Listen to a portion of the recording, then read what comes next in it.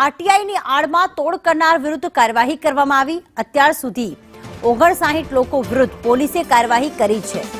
મહાનગરપાલિકા અધિકારીની પણ સંડોવણીની પણ તપાસ કરાઈ રહી છે। પોલીસ કમિશનર અનુપમસિંહ ગહેલોતે નિવેદન કર્યું છે કે કોઈને છોડવામાં નહીં આવે। 2500 જેટલી આરટીઆઈ કરનારને કોઈ લેવા દેવા નથી।